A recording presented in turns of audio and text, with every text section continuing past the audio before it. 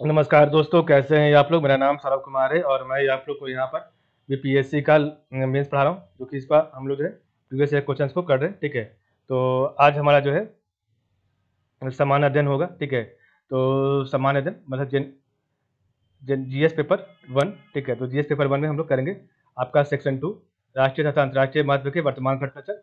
और आपका GS paper 1 300 number का आता है, और आपका जो सेक्शन 1 है वो आपका जो है 114 नंबर, और सेक्शन 2 भी आपका 114 नंबर का आता है। ठीक है, तो हम लोग यहाँ पर अभी जो है 56वां से 59वां बीपीएससी, तो 56वां से 59वां बीपीएससी जो आपका मेंस का एग्जाम था 2016 में हुआ था, उसका जो है हम लोग यहाँ पर जो भी आपका क्वेश्चन आया उसी को हम लोग यहाँ पर जो है आंसर कर रहे हैं। केबीसी नैनो किताब में जो भी आंसर लिखा है उसी को आंसर को पढ़ रहे हैं लाइन बाय लाइन। ठीक है, तो आज हमारा क्वेश्चन नंबर 16 होगा। तो जलवायु परिवर्तन से आप क्या समझते हैं? तो जलवायु परिवर्तन से आप क्या समझते हैं? जलवायु परिवर्तन का क्या कारण है? सॉरी जलवायु परिवर्तन का क्या कारण है? अब भारत सरकार द्वारा जलवायु परिवर्तन पर निर्मित राष्ट्रीय कार्य योजना के अंतर्गत कौन कौन से लक्ष्य निर्धारित किए जाए हैं? ठीक है, अब बिहार सरकार द्वारा इस संबंध में क्या क्या कदम उठाए गए, वर्णन कीजिए। ठीक है, तो जलवायु परिवर्तन से आप क्या समझते हैं और जलवायु परिवर्तन के क्या कारण है? भारत सरकार द्वारा जलवायु परिवर्तन पर निर्मित राष्ट्रीय कार्य योजना के अंतर्गत कौन कौन से लक्ष्य निर्धारित किए गए? बिहार सरकार द्वारा इस संबंध में क्या क्या कदम उठाए गए, वर्णन कीजिए। ठीक है, तो पढ़ते हैं। तो आपका क्वेश्चन नंबर 16 होगा। ठीक है, तो क्वेश्चन नंबर 16 देखिए आपके सामने आ गया। जलवायु परिवर्तन से आप क्या समझते हैं? जलवायु परिवर्तन के क्या कारण हैं? और भारत सरकार द्वारा जलवायु परिवर्तन पर निर्मित राष्ट्रीय कार्य योजना के अंतर्गत कौन कौन से लक्ष्य निर्धारित किए गए, और बिहार सरकार द्वारा इस संबंध में क्या क्या कदम उठाए गए? ये आपका 56वां से 59वां बीपीएससी 2016 में क्वेश्चन पूछा गया था। ठीक है, तो सूर्य के सापेक्ष पृथ्वी की गति तो सूर्य के सापेक्ष पृथ्वी की गति जलवायु को निश्चित करती है। जलवायु परिवर्तन मौसमी परिवर्तनों से इतर सुस्थिर घटना है। सूरज की किरणों की मात्रा एवं उसकी पृथ्वी से दूरी जलवायु को निश्चित करती है। ठीक है, और यदि मार्च महीने से जब सूर्य की किरणें विषुवत रेखा पर सीधी पड़नी शुरू हो जाए तो वहाँ ग्रीष्म ऋतु का आगमन शुरू हो जाता है। ठीक है, तो सूर्य के सापेक्ष पृथ्वी की गति जलवायु को निश्चित करती है। और जलवायु परिवर्तन मौसमी परिवर्तन से इतर सुस्थिर घटना है। सूरज की किरणों की मात्रा, तो सूरज की किरणों की मात्रा एवं उसकी पृथ्वी से दूरी जलवायु को निश्चित करती है। ठीक है, यदि मार्च महीने से जब सूर्य की किरणें विषुवत रेखा पर सीधी पड़नी शुरू हो जाए तो वहाँ ग्रीष्म ऋतु का आगमन शुरू हो जाता है। ठीक है, और इस प्रक्रिया में जून तक सूर्य की किरणें कर्क रेखा पर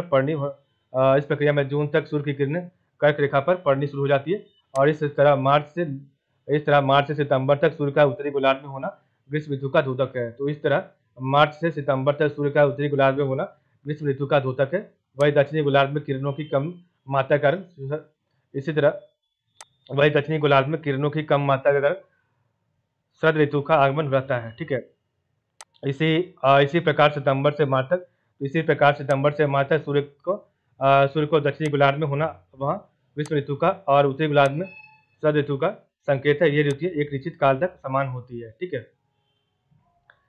बाहरी एवं आंतरिक कारकों, तो बाहरी एवं आंतरिक कारकों ने इन्हें इस प्रक्रिया में अवरोध खड़ा कर दिया। तो बाहरी एवं आंतरिक कारकों ने इस प्रक्रिया में अवरोध खड़ा कर दिया। आंतरिक कारकों में, तो आपके आंतरिक कारकों में मानवीय क्रियाकलाप तथा बाहरी कारकों में ब्रह्मांडीय क्रिया के अलावा पृथ्वी की सतह पर हलचल ने जलवायु परिवर्तन की दिशा ही बदल दी है। भौतिकतावाद एवं बढ़ती आबादी के कारण, तो भौतिकतावाद एवं बढ़ती आबादी के कारण प्राकृतिक संसाधनों को अतिदोहन इसके जिम्मेदार है।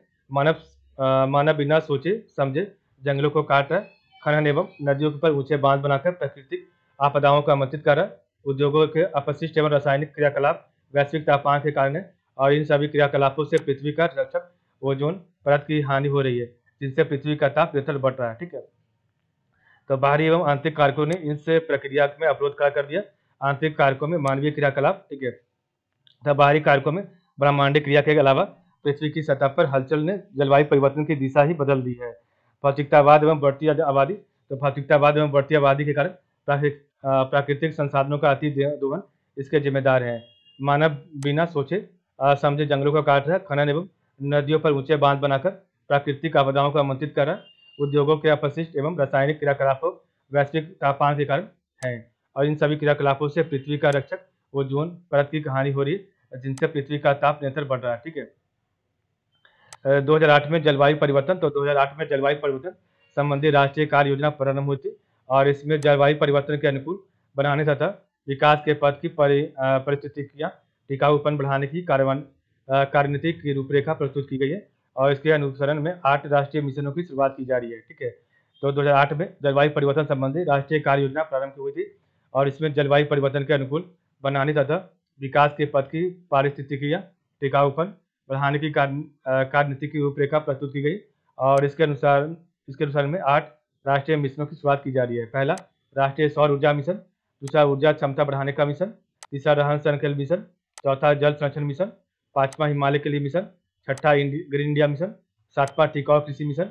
आठवां पर ज्ञान का राजनीतिक मिशन। ठीक है, सभी 8 मिशन संबंधित मंत्रालयों द्वारा स्थापित किए गए।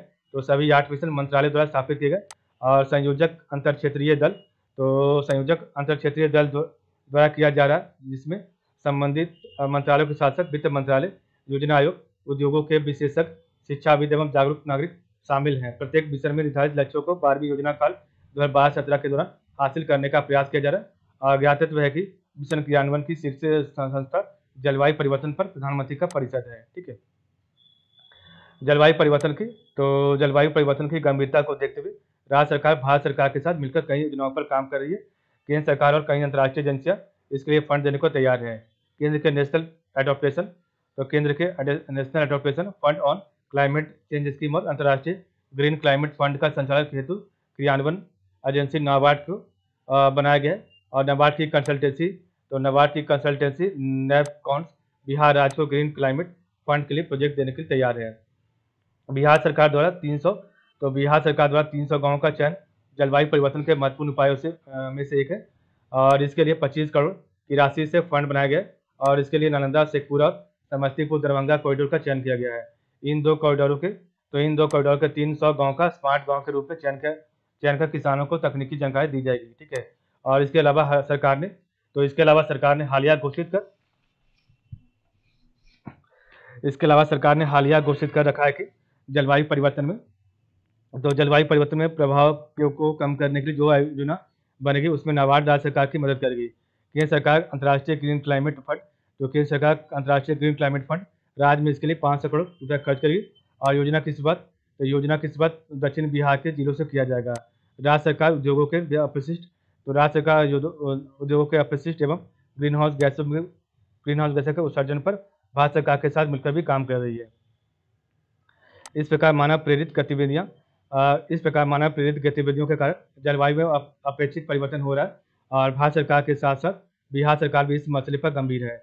दोनों सरकार इस पर योजना चला रहे, परंतु आवश्यक है आम समूह भी जलवायु के प्रति सजग एवं सतर्क हो, तभी धारणीय विकास की अवधारणा सफल होगी, अन्यथा संपूर्ण मानवता को संकट का सामना करना पड़ जाएगा। इस क्वेश्चन को करने का जो इम्पोर्टेंट पॉइंट आपका, तो जलवायु परिवर्तन के कारण सूर्य के सापेक्ष पृथ्वी की गति, जलवायु परिवर्तन के मानवीय कारक, उद्योग धंधे, जंगलों का क्षरण, ऊंचे बांध निर्माण, प्राकृतिक संसाधनों का अतिदोहन, राष्ट्रीय कार्य योजना। तो इसके तहत 8 राष्ट्रीय मिशनों को रखा गया। बिहार की स्थिति